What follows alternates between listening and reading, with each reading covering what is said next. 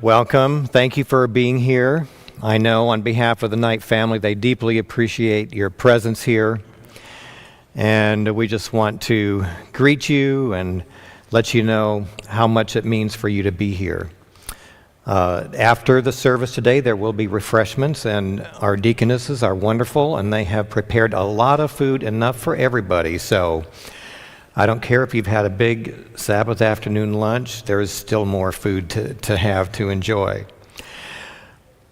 This is a celebration of life, and we want that family worship type of atmosphere to prevail here this afternoon. It reminds me of a poem. The first line goes, "Miss me, but let me go. Miss me a little, but let me go." And that's kind of the theme, especially of Coyne over the last few years. But we're here to celebrate these moments, and I'm thankful for our musicians, Chris and Marge and Mia, and our sound people who are so graciously participating here this afternoon as well. With that, Mia, go ahead and begin with a song.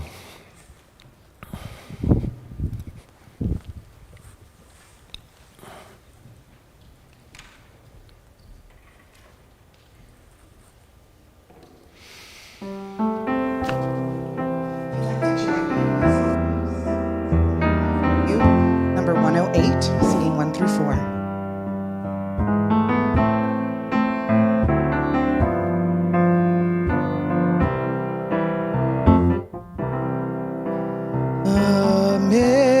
Amazing grace, how sweet the sound that saved a wretch like me. I once was lost, but now I'm found. 'Twas blind, but now I see.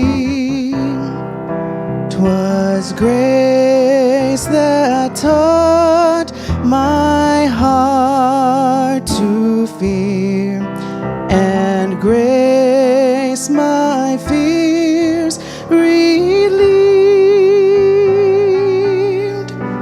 How precious did that grace appear the hour I first believed.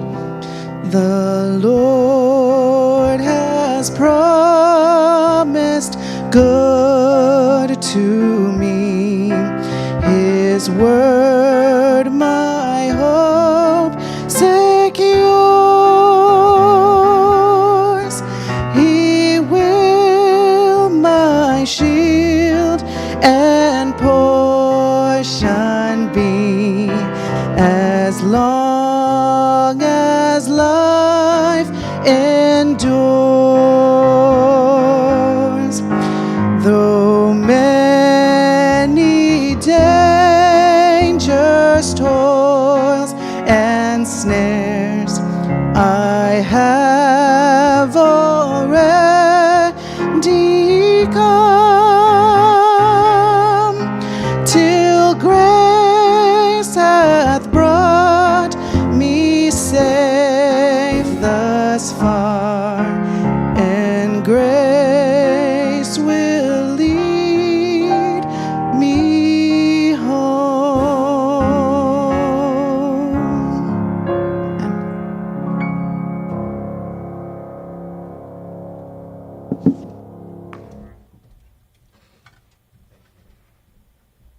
Thank you, Mia. Let's bow our heads as we begin this afternoon. Oh Lord, what do we say as we see the lives of those who go before us? There's so much to learn. There's so much to grow with. There's so much that we remember. Lord, be with these memories today as we bow before you and as we participate together. We rejoice in Coyne's life, the family. We know that they are grieving. We know that your presence is needed, that your comfort needs to be close during these days ahead. But be with us now as we think of this life, Coyne's life, and see examples of Christ's life that we can all learn from and that will give us all a better life as well. Be with us here this afternoon in Christ's name. Amen.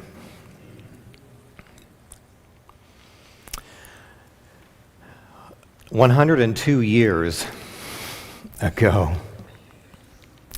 You know, I've had a hard time wrapping my brain around that. And so I did what most of us do when we look at history. It's good to just enter in 1920 or whatever it is and see what was going on at that time, because it kind of helps us have context. It helps us frame a life and the influence of that life.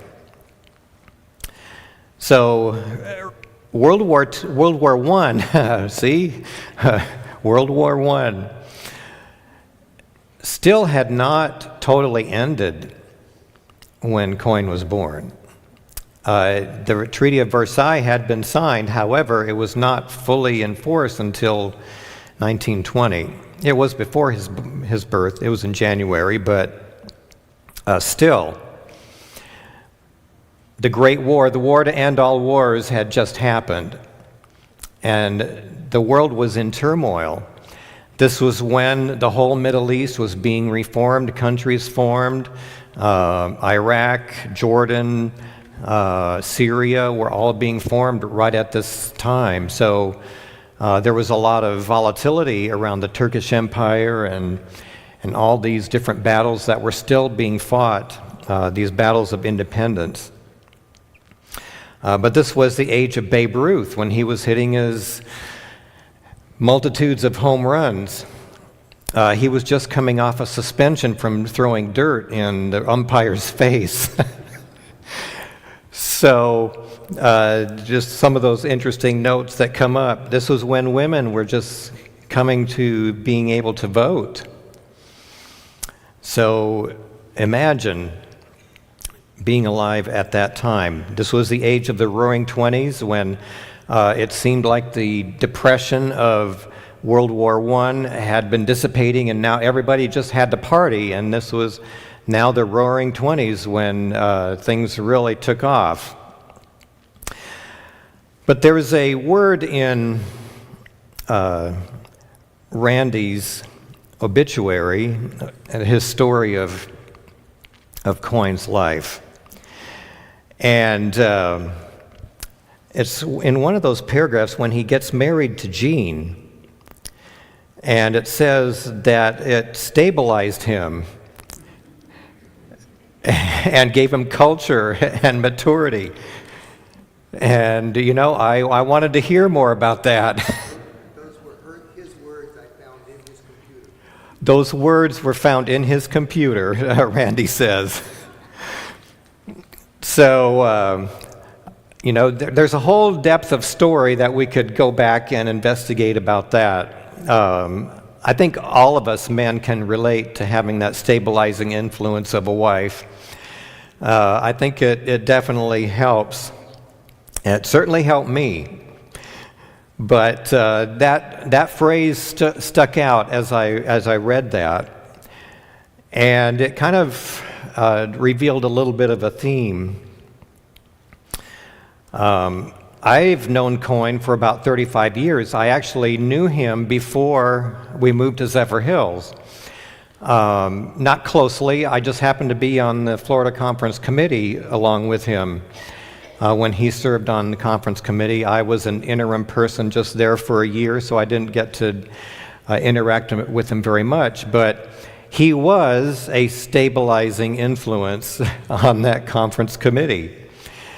I don't always know if the conference presidents appreciated it, but he still was a great influence there on that conference committee that I was able to be a part of. And then about 30 years ago, when we moved to Zephyr Hills, my wife and I and family, we became friends with Randy and Pam, and of course we started to take trips to the beach and all those nice things, and I think they were living at the beach at the time, and so we spent a lot of time getting to know them a little bit. And you could see that there was stability, there was a settledness, there was some great depth there that was something to admire. But over the years, there were some things that happened to Coyne that led us to even interact a little bit more closely. He fell in the bathtub and broke his elbow. That was one time, and he came to the hospital. And when I read that he was a gymnast, he was a hand balancing act, I can see why that elbow breaking was a tremendous blow to him because he was used to doing a lot more with his strength, and that really set him back. It never really healed correctly, and he was always uncomfortable from that. But we were able to start having some conversations at that time, and he began to talk some about his journey. And while there was this outward stability, this being settled, you could see that internally there was a lot of things going on in terms of his spiritual journey. And I think it has a lot of lessons for us, especially those of us who are raised in Christian homes, those that are part of a church family all of our lives. That's a wonderful thing. It keeps us from a lot of harmful stuff. However, there are some other things that come up that are a struggle. We start, sometimes we can fall into wondering if we're truly saved or not. Am I good enough? And those kind of themes began to come up. And if there's anyone else in here today, I think, recognizing that it's really hard to pass your faith on to the next generation. It's really hard for Christians to be able to accept one another as new believers, even though we've known each other for 50 years. It's really hard. But it was good to see that struggle in Coyne's life and to see him coming out recognizing God's grace, where we can realize that, no, we are not perfect, that all of us fall short, that none of us have all the answers.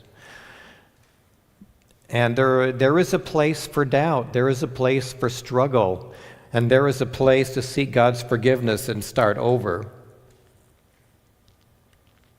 And the sooner we realize that, especially those of us in the stalwart Christian family, the better. And to give ourselves grace, to preach grace to ourselves every day, and say, I'm not perfect, but I am God's child, and He's going to help me move forward.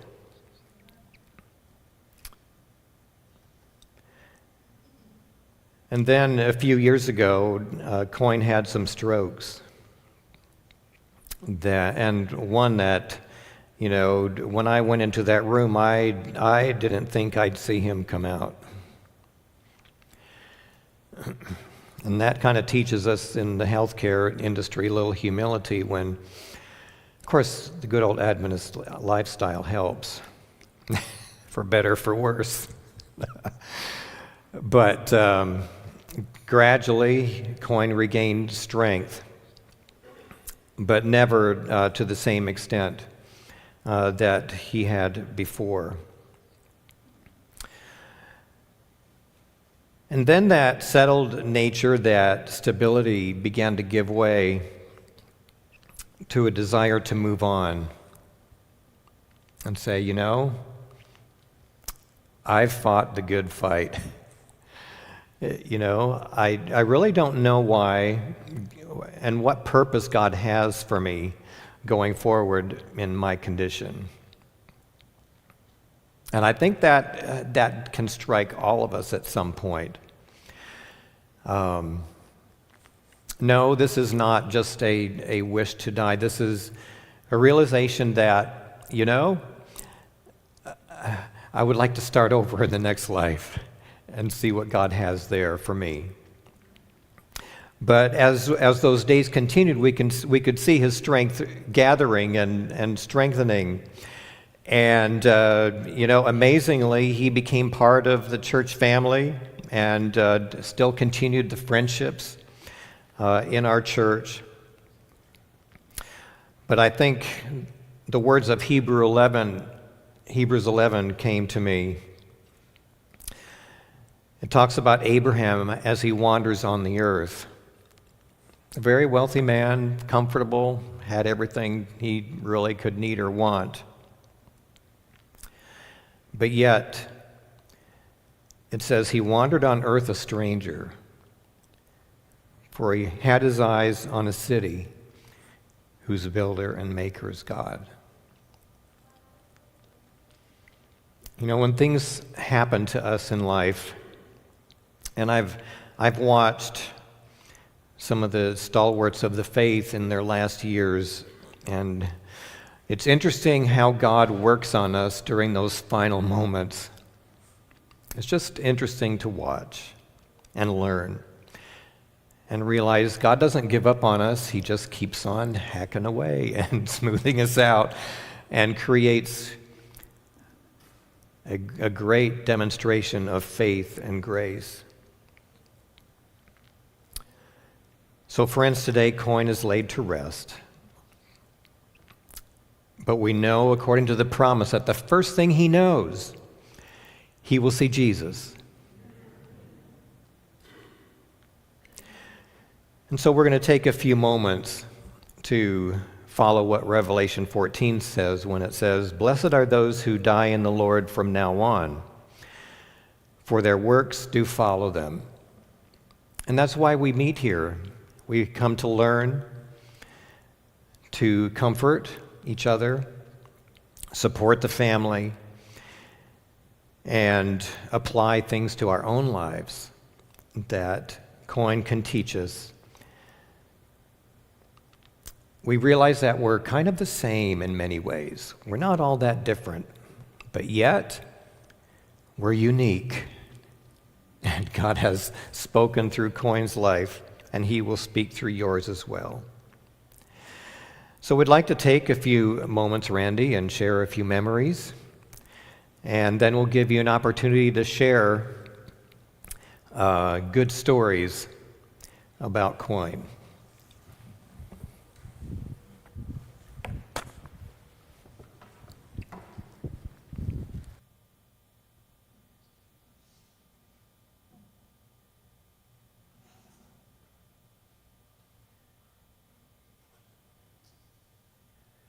Can you hear me okay? Or do I need... Okay. Many of you didn't know my dad until his last few years, and some of you have known him for a long time. But for those of you who knew him as an old man, in a wheelchair, legally blind, the one thing that we kept hearing, whether I took him to a doctor's appointment or took him out to a restaurant, the waitress was always coming, "He's still got his wits about him." He did. But for those of you who knew him as a somewhat physically frail old man, I want to tell you about the athletic, the highly competitive, the hardworking, the dedicated, the consummate physician, the man that he was. Early in life, he was shaped Like he said, he was born in 1920. And I want you to look at the biography. Some of those words from the biography I found on his computer as I was going through it as he was passing away. Some of it my good wife wrote. She's an English teacher. She did the good parts. And some of it I wrote. But that gives you facts. When this happened, where this happened. It doesn't tell you the fun stuff. And my dad loved fun. All of you know that he was a loving, caring man, and he loved the fun stuff. Some of the things you don't know is as he grew up in the Depression, he grew up in Tampa, and there were circus performers. The Ringling, Barnum, and Bailey Circus, a lot of the people in the wintertime lived in Tampa, some of them in Bradenton, and as they went to their lovely cottage down on Anna Maria Island in the summer, they got to see some of the circus performers, and Dad decided he wanted to be a circus high wire man. He wanted that more than anything. And for Dad, athleticism was important. He worked out, he had big muscles, he wore tight t-shirts all the time. And he would tell his mother, I'm going to be a circus performer. And she'd say, now, Coyne, do you know how many hours and how much hard work that takes? And he says, I know hard work, Mom, I can do that. And she says, in the time it would take you to do that, to learn to be a good high wire artist, you could become a physician. Now, very few of you knew his mom. His mom was one of the original women's livers. I heard her actually say the words, men are a cruel joke perpetrated by God, necessary only for procreation. But you could be almost as good as a woman if you became either a preacher or a doctor. And I'm sure that was a big motive in what made my dad want to become a physician. The Lord used that because he was an excellent physician. He was top of his class in medical school. His colleagues, when he was a physician, when I was a kid, you'd hang out at the, back in the olden days, there wasn't all this privacy stuff, and kids, while Dad was working, we'd be in the surgery lounge or in the doctor's lounge. Other doctors told me, your dad has magic hands. They used those words. That's a term for some surgeons are just a pleasure to watch. They're so good at what they do. They're just, not only do they get good results, but Dad took the time to get to know his patients. I'm getting a little bit ahead of myself. One of the other things that shaped Dad was he was a product of the Depression.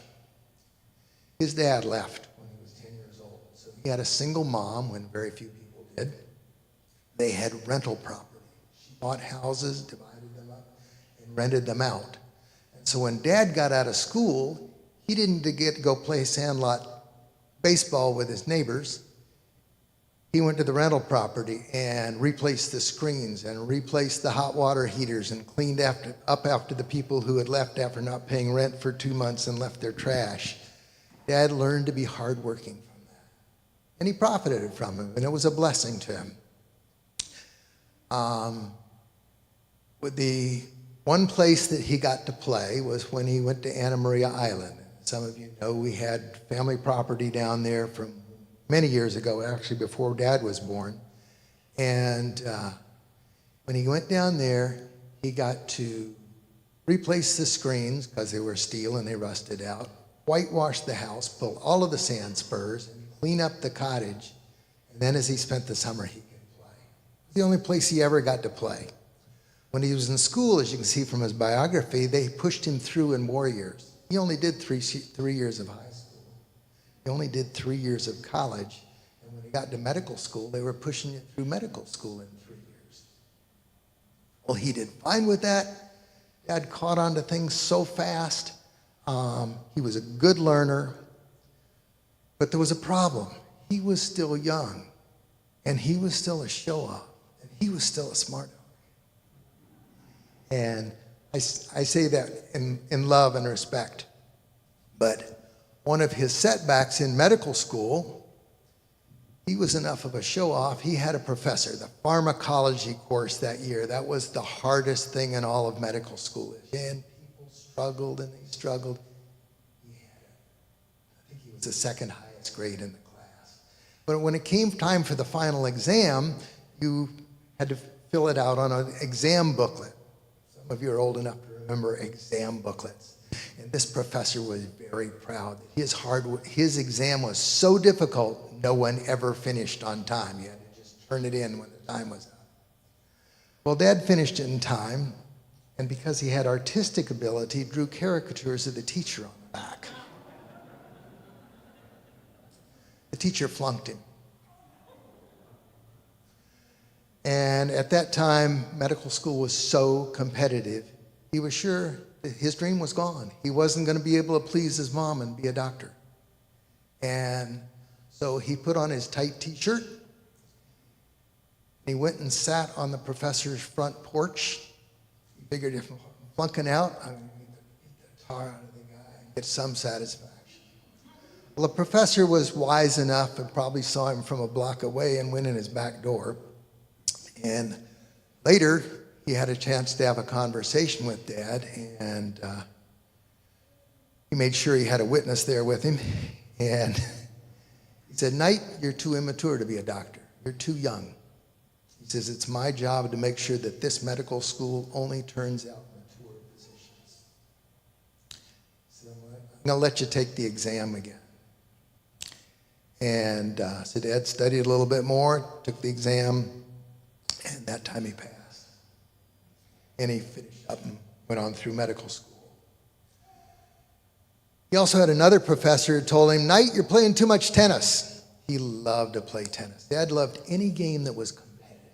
He loved to win. And instead of playing less tennis, he went and looked at that professor's schedule, find out when he was in lectures, and he only played tennis during that time, so the professor wouldn't see him, and he continued to be the best tennis player in medical school. He was also tough and determined and proud. He didn't have much money. It was a struggle to put him through medical school. And at one point in medical school, he was hospitalized for malnutrition because he was trying to get by on soda crackers and peanut butter. So they put him in the hospital, and they said, "No, you got to eat better than that." And his mother found out, and she sent him more food money. And he did fine. He was on a hand balancing team all the way through college and into medical school, and he put on shows. We have newspaper clippings of him in good shape. It was on that tennis court, he saw a cute girl walk by one day. And being kind of showy, he hollered out and tried to get her attention, and she ignored him, and she asked one of her friends, "Who is that?" "Oh, that's this Coyne Knight guy. He's loud." She wasn't very interested. And I'm not sure what all transpired, but somehow they got together. And they fairly quickly fell in love. And that was the love of his life, Jean Parrott. They got married not that long afterwards. She told her parents, "I think he's going to ask me to marry him." And they both wept.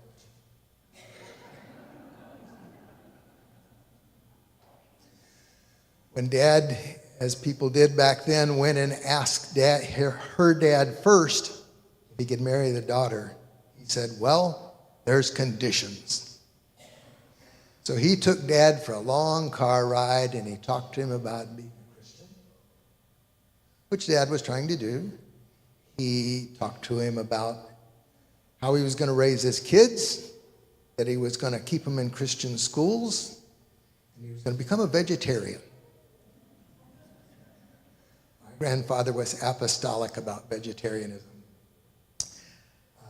He wrote a book called The Diseases of Food Animals. My dad became a vegetarian, and he never varied, never wavered the rest of his life. It probably contributed to him becoming 102. He said, "You'll raise your kids as vegetarian." So I'm a lifelong vegetarian, as is my brother.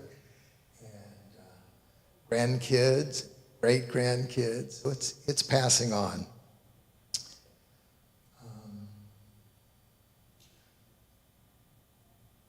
My dad, as a physician, taught me a lot of things. He taught me you don't get to be home much when you're a physician, as much as you should. And so I swore I wouldn't do it. God had to beat me on the head and got me into medical school as well. But the lessons that Dad taught me about being a physician, he was elected by his colleagues as chief of staff and as chief of surgery. And as chief of staff, one of the things you did was you chaired the ethics committee. We don't even have physician ethics committees anymore. But when he would come home for these and wrestling with the problems of other physicians that weren't doing good work, or maybe were doing surgery that wasn't necessary, he would talk about it. He would use names, but he would talk about it at home. And I learned medical ethics from my dad. I learned about kindness to patients. He always took the time and he said, if you don't get to know your patients, you're not going to treat them well. He says, you can't know a patient without knowing something about them. Now, he was a urologist. He needed to look at other parts of them. And it worked. He had only the second busiest urology practice in the city of St. Petersburg. And the reason it was the second busiest because the other guy didn't talk much. He just go through lots of patients. My dad got to know his patients well enough that when we opened Christmas presents, we'd all open our presents. We'd get a big family gathering at the house. When we were all done, there was still a bunch of presents under the tree. They were my dad's, his patients. Dad was always bringing home fresh fruit, mangoes, all kinds of things. His patients were always giving him stuff besides just paying him as a physician. And he taught me to value my patients, to know your patients. One of his employees told me one time, he didn't say this to me, but one of the employees said, your dad never turns down a patient for inability to pay. He would see anyone that knocked on the door, anyone that called. He was in the racially divided South that we lived in, there was a segregated hospital. St. Petersburg had a hospital called Mercy Hospital that took care of the minorities. Dad was the only urologist that would go there. And I asked him one day, did they ever pay me? No, I never got a dime out of the place. But he went because he felt it was a calling from God, and he was there to help people. He says, I charge the other people nothing. It's okay.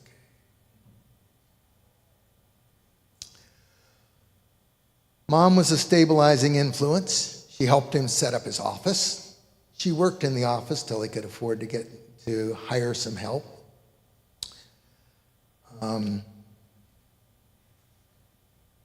They balanced each other. Having lived through the Depression, he was a hoarder. You can never have too many of anything. If one's good, three's better. My mother's philosophy was, if you haven't used it in the last year, you should throw it out. They balanced each other. Dad was Mr. Outgoing, invite everybody home. He'd meet somebody at church, invite him home. My mother was slightly reclusive. She was a little bit shy. But she got to entertain them all. She fed him. She changed the sheets when he invited him to stay. And we finally had to lay down the law because when Mother was getting Alzheimer's and she just couldn't cope anymore, Dad was still inviting people to come spend the weekend with him. It was just horrible. We said, Dad, don't do that. You have to stop. It's too much for Mom. Dad was always the more the merrier. He loved people. When he got to be 62, he retired. And his buddies said, I didn't tell you. He went back, and I guess it tells you in there, he got tired of solo practice, maintaining an office and the employees and all that, and not being home enough and being on call all the time. So he went back, he dropped everything, sold his practice, went into went into anesthesiology. Because then, when you're off, you're really off. And he did another 13 years of that. And then at 62, he retired. His buddies took him out. Peak earning years, Coyne, don't quit now. Work just a little bit more, save a little bit more. He says, no, I'm quitting. It turns out no man in his family had ever lived past 62. He says, I want to go boating. I want to do my woodworking. I want to do my hobbies. And so he quit. He left it all. The thing he liked the most was water and water sports. When he grew up, he was too poor to have a boat. He always wanted a boat. Well, when he started practice in St. Petersburg, when he first started out, things were a little slow, and we had a little trouble getting food on the table. The church came over for a social at our house and brought folding chairs because there wasn't enough place for them to sit. And somebody left a card table and some folding chairs, and that's what we ate on for about the first 6 months. I don't remember that. I was too small. He borrowed a bed from his mom. But about shortly into his practice, one man, I don't know what the procedure was, but some man, he was fairly well off, paid him cash for a surgery. Dad had never had that much cash before. And so he went out and he found a boat. Found a used mahogany correct craft, which is what eventually became Ski Nautiques that we know today. My mother named it Coyne's Folly. And he proudly painted that name on the back of his boat. And we had lots of good family time in that. I sat on his lap and ran that big steering wheel when I was still in diapers. And I got to drive the Coyne's Folly. And we always had boats after that. I still have one in my backyard to this day. Dad taught me safe boating. He taught me how to do things. I could back a trailer down a ramp with a stick shift before I had a driver's license. He wanted my brother and me to have a love of water and a love of boating. And we did. We still do. I remember one summer, he also didn't want us to get too uppity, and so when we went to our grade school, he would ask the other parents, how much are you giving your kids for allowance? He made sure we didn't have more allowance than any other kids in the school because he didn't want us to get uppity. And in the summer, they wanted us to work. But he did leave a credit card in the boat. And I remember one time, at the end of the year, my mother was a meticulous record keeper, and she was going through the gas receipts. This was back when gas was 25 cents a gallon. She says, Coyne, your kids racked up an $873 fuel bill this summer. I'm making that number up. It was somewhere in that range. And he came over to her and he patted her on the back. He says, honey, it was cheaper than bail money, wasn't it? Dad believed in educating. He wanted to always be learning. He believed in Christian education. He didn't get to go to Christian schools, and he always felt that was a lack. And so when my brother and I got old enough to go to grade school, he built a house in walking distance to the Christian grade school. And it wasn't until after we finished that grade school that he built his dream house on the water with a boat in the backyard.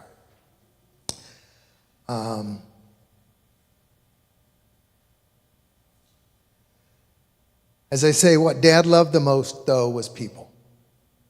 Those of you who know him, he would invite people over to his house, have Bible studies at his house. Dad loved people.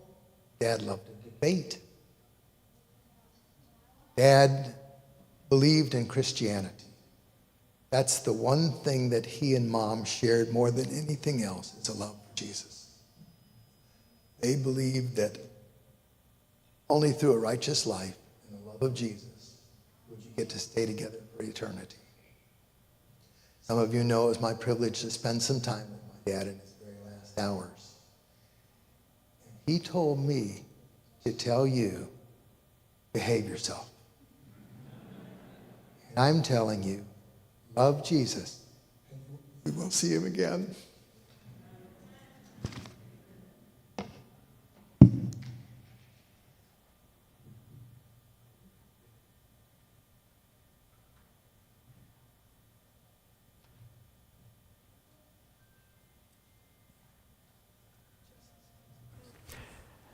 Yeah, we'd like to have the family and others who would like to share also give some words.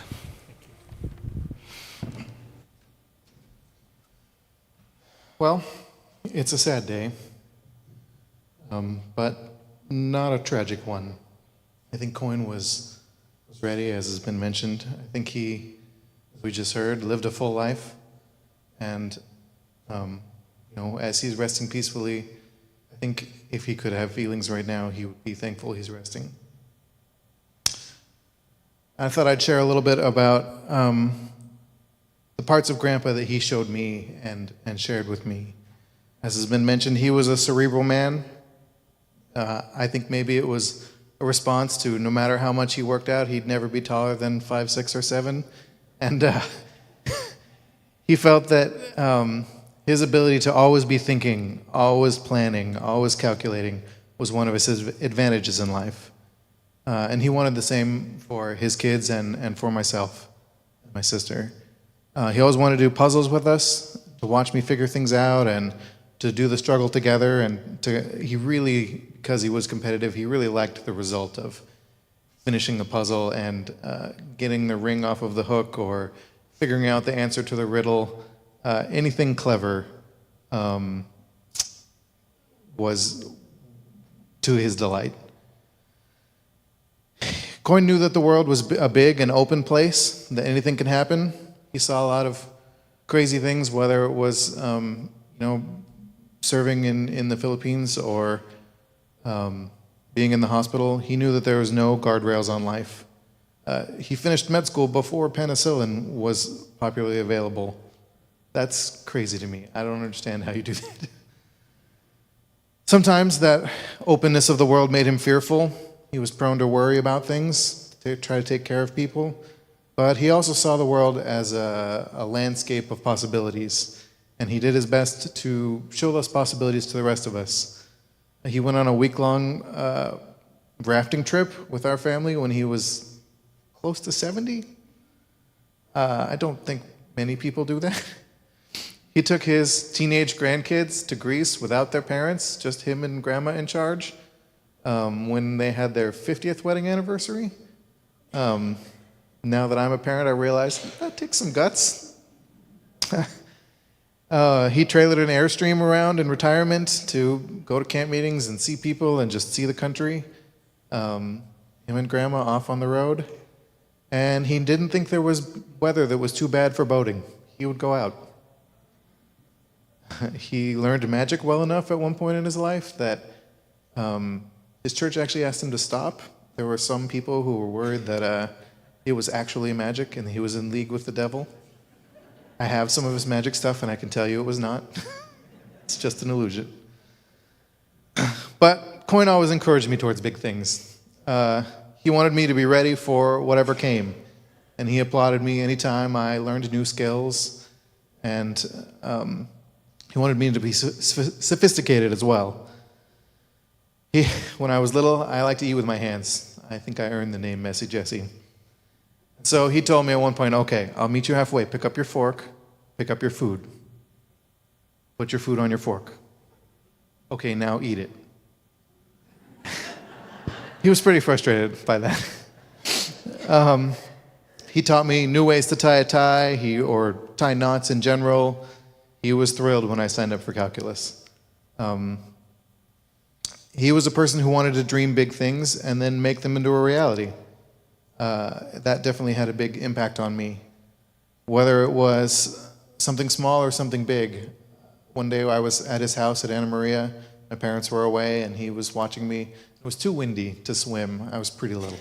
He didn't want to put me in the surf. So he said, let's go fly a kite. But he didn't have a kite, not that he could find.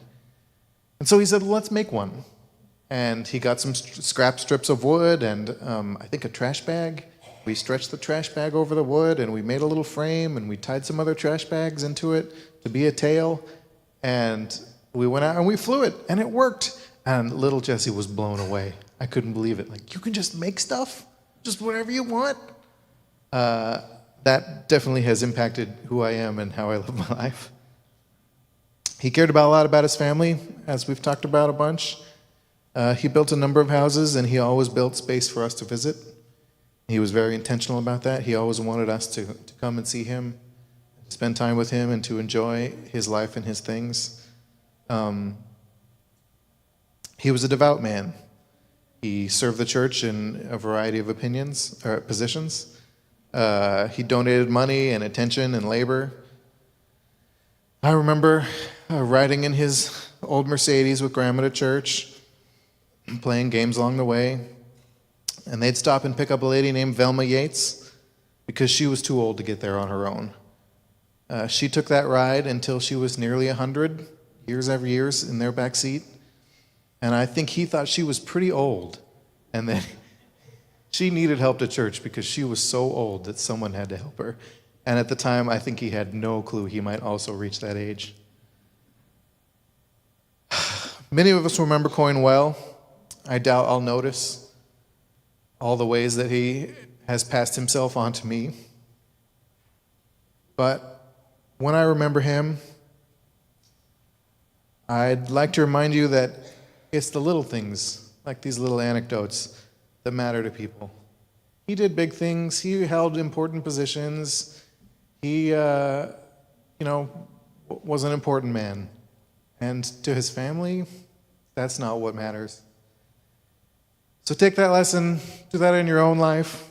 When someone speaks at your funeral, have them speak well of you, for them loving you. Show up when they need you, and treat people with kindness.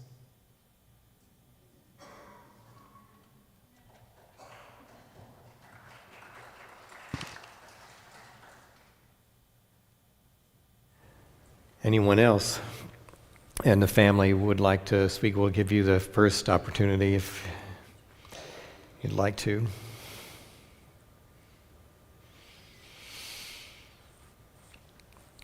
If not, we have a mic for you to share. Anything that you would like to share about Coyne to encourage the family.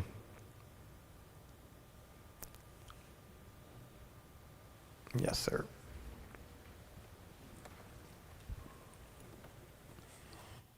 Back in 1998, my wife and I moved into Royal Highlands, just south of Leesburg. And there was this couple across the street who were building a house, and this fastidious guy who was making sure that everything was perfect. One thing that stuck in my mind, we walked into the closets after the house was built, and there was this empty row of all white plastic hangers. They had to be perfect. They had to be all white plastic hangers. That's not what I asked for the microphone. It's just something that struck me. People talked about him being competitive. I am not a Seventh-day Adventist. I'm one of those Catholics. But anyway, I get the impression that the Seventh-day Adventists do not condone the use of playing cards. Coyne was in his glory when he found a game called Rummy Cube, because it didn't use playing cards. Okay? It had an ace, a deuce, a tray, a 4, and a 5, and you made runs and you made pairs, but it didn't use playing cards. And he invited my wife and me across the street to come over there and play. And he was in his glory when he won that game. It's just, I'm sorry, I just had to share that. It just kind of struck me is knowing, I didn't know how competitive he was, but I did see that nature in him. So, anyway. Thanks so much for sharing that. I'm a quilter. I would take my finished projects and show them to Coyne, and he inspected every seam. They had to be absolutely correct, and I never took one to show him that I knew had some error in it. Thank you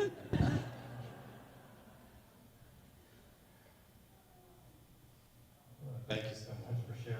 Like the well-balanced stories.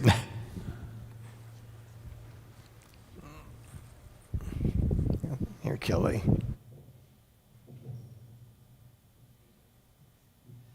I just wanted to say, I guess I met Dr. Knight maybe like 18 years ago. I'm not quite sure how long ago, but I'm always be thankful that they introduced me to the Greek salad place. I don't remember the name of the restaurant, but we had many lovely meals there together.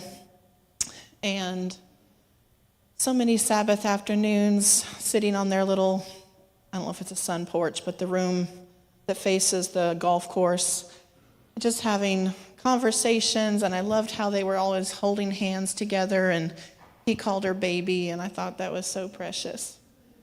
And I wasn't going to say this, but when I lived here, there was someone that I had a crush on for a long time. And Dr. Knight, we would talk about it, and he would advise me and blah, blah, blah. And he said, you know, if you two got together, I would come to your wedding, but I would pray for you every day. And I always appreciated that he shared that with me. I enjoyed visiting with them in their home in Andrews, North Carolina one time. That was really special. And such a special man. And I felt like he saw me. He saw my heart. And I'll always be thankful to have called him friend.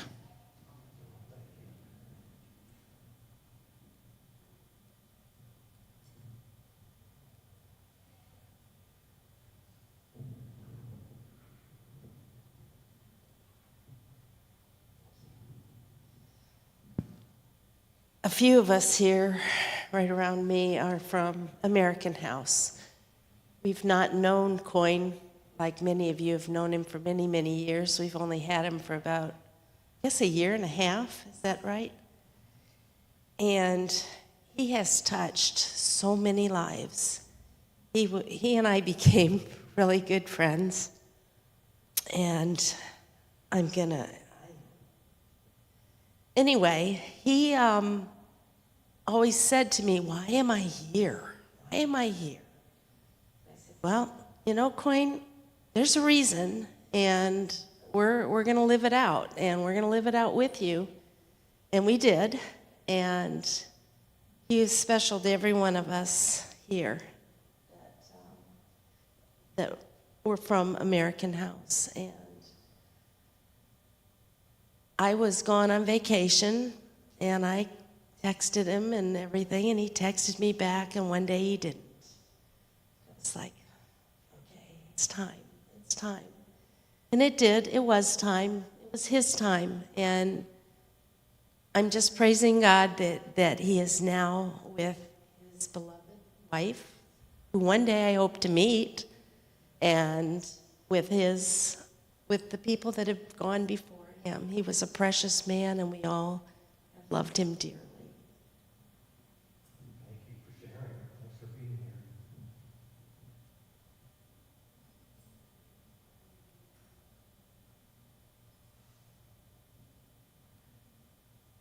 Anyone else? Yes.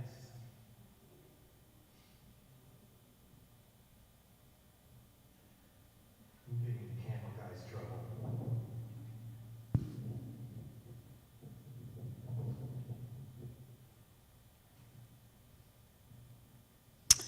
I don't know if I can get through this all the way, but we moved here in 2010 to this church. And this church took us in with open arms, as did Coyne and Jean. And we started, after the Levenden series, we started in a Bible study group along with Coyne and his wife and many others from this congregation. And it was just a wonderful thing to get together and study the Bible and pray together and get to know each other. And we became a real family within this Bible study group. And it continued over the evolution of groups over years. And Coyne and Jean still were in this Bible study group. They accepted us as who we were. They were loving and kind, and we just became good friends. Now, Harry and Coyne love to get on the telephone and pass time with big discussions on the Bible, church board, and all kinds of other lovely things, controversial things sometimes. The last time I visited him was in America House, and he couldn't see, and he couldn't tell whether I was man, woman, or child, but he knew my voice. And that meant a great deal to me because even though he couldn't see me, he knew who I was. And I look forward to hearing his voice when Jesus comes and to be able to say to him again how precious he was to us and how much we love him.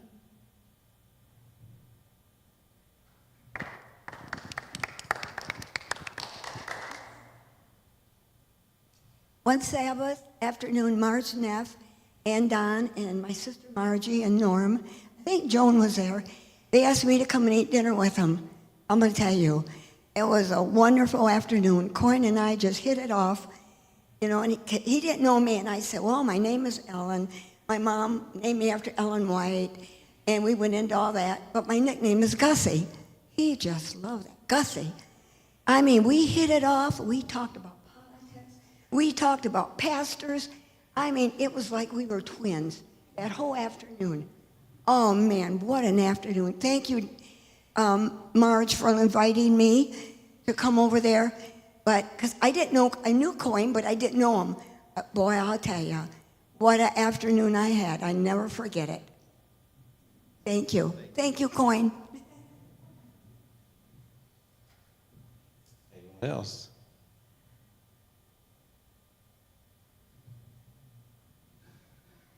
I first met Coyne in 1992.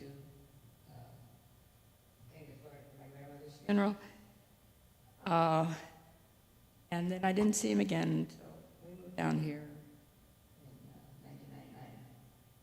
And he wasn't here yet to this church. And we started coming to this church, and he came here one day, or we started coming, and we just got to talking.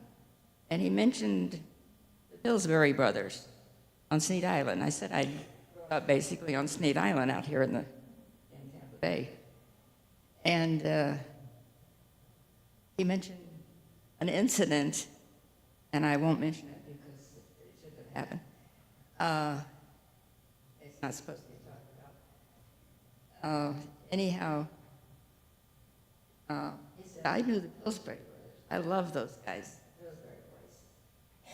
And I said, oh, I'm a Pillsbury. And he adopted me right then and there. I was one of his family. And as time went on, we got to be very good friends. And I became, after he couldn't drive and couldn't see, I became his shopper. But he had to be with me. So we go to Pasco a lot. And he'd be pushing him, but you could see a little bit when we first started this. And he'd see something, just talking. He said, what's that? And I tell him, he says, what is it?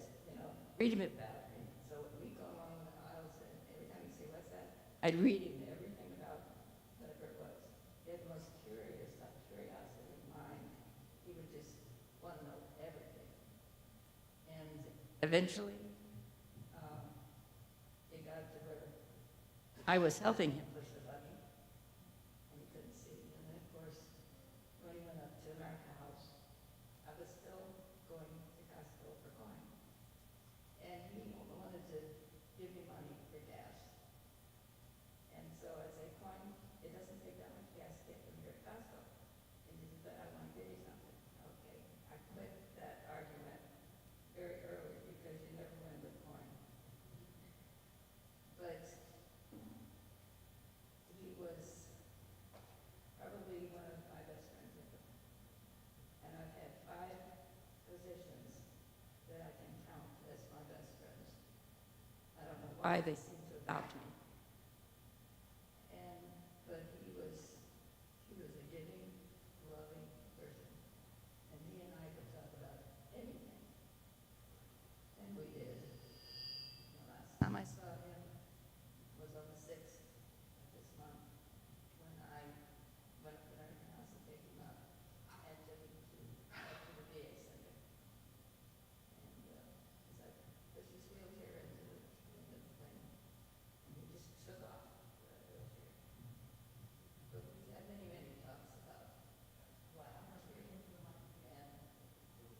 and why am I here? And I want to go out, and then we got to where I'm ready to go with it. And we're missing.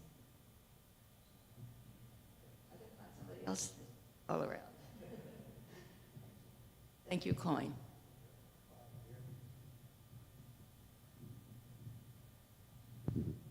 There are way too many memories to share about Coyne. The last time I saw Coyne, I was driving over to Pam and Randy's to deliver something.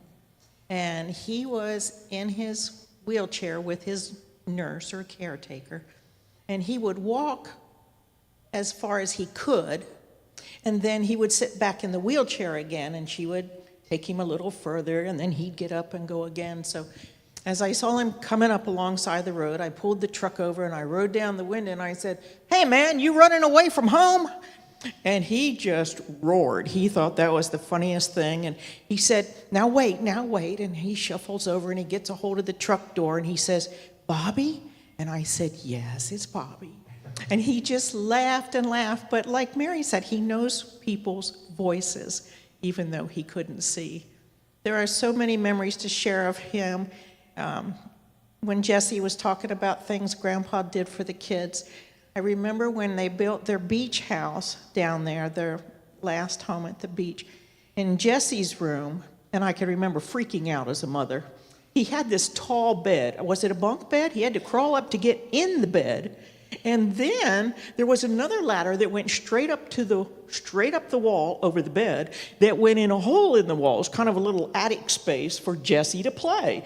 And I remember thinking, oh my, I'm sure glad Daddy's an orthopedic. But it was quite the thing, and we always used to jest, so what did Amanda get in her room? She didn't get anything near that exciting, but I'm sure she had plenty of other things from Grandpa.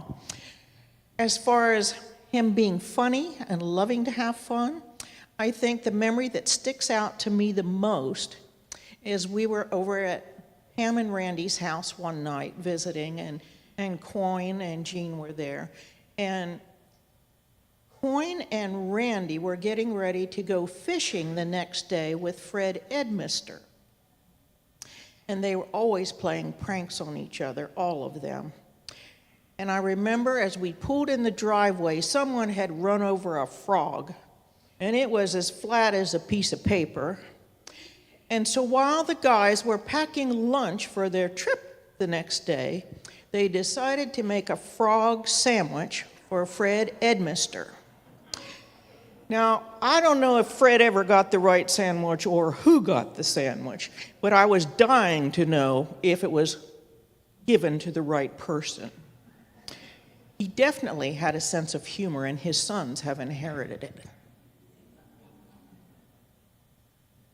That's awesome. Yes.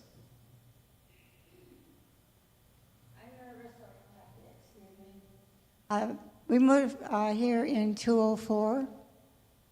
I think we were just sitting over there somewhere, and Coyne was sitting he and Jean were sitting 2 rows ahead of us.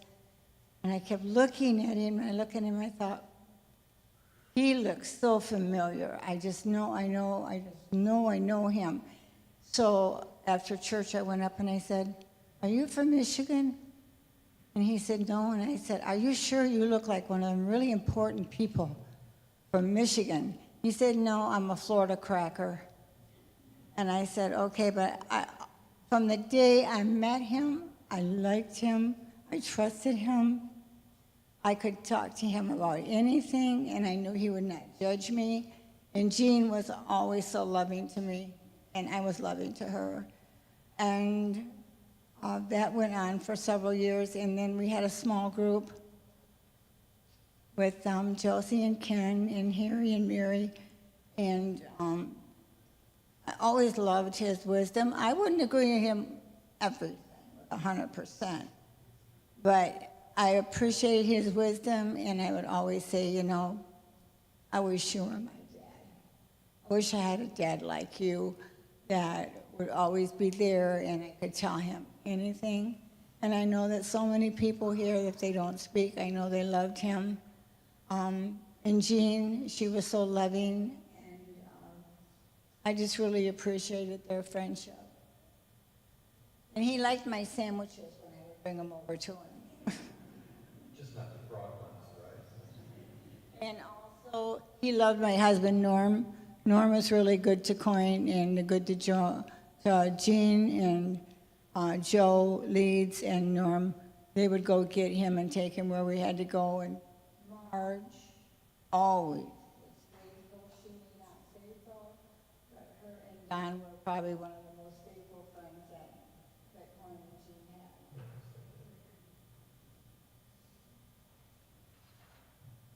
had. Yeah, very quickly. I've only known Coyne for the last year, but it's been an amazing year. We firmly believe that God has directed my wife and I for the last 62 years, how we met, et cetera, and got us here at American House to be, I think, to be with Coyne, to gain his solace and wisdom, because we're going through pretty much what him and his wife went through, and he's been a tremendous support to us.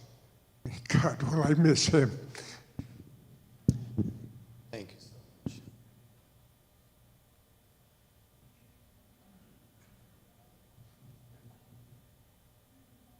much. I regret the fact that I didn't know Coyne long enough, but in the short time that I did know him, as the people were talking, I was looking at just some photos that I have on my iPhone, and which was taken on January 21st. And my son is a medical doctor himself, and I said, son, you have to come with me. You have to see this incredible brother of the church that have such a clarity of mind. And you're not going to believe it, if, like, say, unless you see it yourself and hear it yourself. So I dragged them along, and of course, my son and my other son also obliged me, and we visited him on January 21st, and we went there and visited him at the American House. And I think it was a wonderful, wonderful experience that they both, saw how this 102-year-old man could just think and rattle off years way back in the past of his life, like if it was yesterday. And we said, Brother Coyne, I mean, God, if anything, God has truly blessed your mind, So I'm glad that we had that opportunity to know Coyne in the short time. The first time I ever met him was at the Bible study that Mary was just saying about. But one thing I noticed about Coyne was he was a good listener. That when we had those Bible studies, he would listen very quietly with his wife at the far end. But when it was time to talk and speak his mind, he definitely did that. So I really enjoyed that and knowing Brother Coyne in the short time that I knew him. I'm from the younger generation, and I didn't get to know him as much as I would have liked to, because just listening, he has left a heritage. And it makes me emotional, because as we lose these strong men in our faith, I want to see new ones growing up.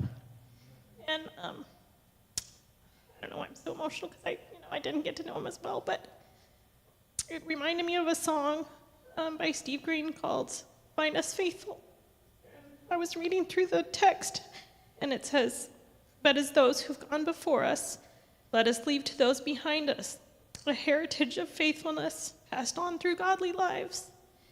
And that's what he has done, because I don't know him personally. I don't know all the wonderful stories that you guys do, but I knew that he was a man that loved the Lord. And that has gone through this church. He left a heritage for all of us. And I just pray that each of us, when we are remembered, can have a heritage like that.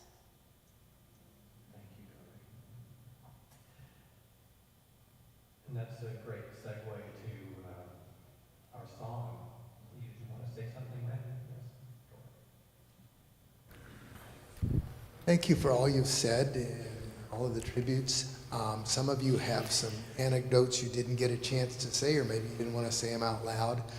If you'll look in the bottom of your program, Dad's old Gmail address, coynight@gmail. It's easy to remember, no punctuation, no anything. We're asking you to send your pictures, old reminiscences, and we're going to assemble them. And if you have emailed there, we will send you a link so you can see them. And also in the guest book out front, if you can put your email address or a phone that has a text, we'll make sure we get that link to you. Yes. And the song Mia chose for our close really fits with Coyne's life, from the lined-up clothes hangers to the kind words and thoughts that each of you have had. It's the details. And we've really talked about Coyne's life, but we've really been talking about God's story as he lives out his life through us. And that's what's inspired us. And so God is in the story.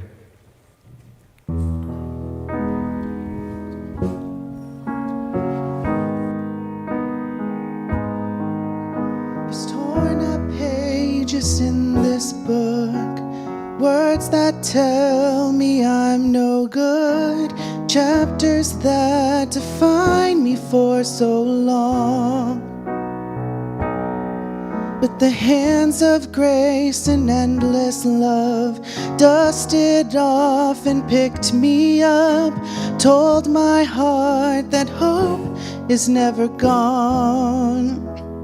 God is in this story, God is in the details, even in the broken parts. He holds my heart, he never fails. When I'm at my weakest, I will trust in Jesus, always in the highs and lows, the one that goes before me. God is in this story. So if the storm you're walking through feels like it's too much and you wonder if he even cares at all, well, hold on tight to what you know. He promised he won't let you go. Your song of healing's written in his scars. And God is in this story, and God is in the details, even in the broken parts. He holds my heart, he never fails. When I'm in my weakest, I will trust in Jesus, always in the highs and lows, the one that goes before me. God is in this story. And if it reads like addiction, if it reads like disease, he's the one who frees the prisoner. He's the healer of all things. And if it reads like depression, if it reads a broken heart, he's the one who holds your sorrow.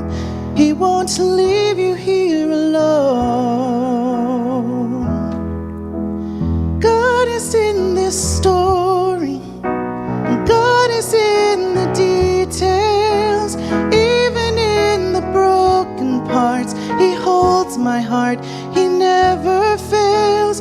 When I'm in my weakest, I will trust in Jesus. When I'm in highs and lows, the one who goes before me. God is in this story.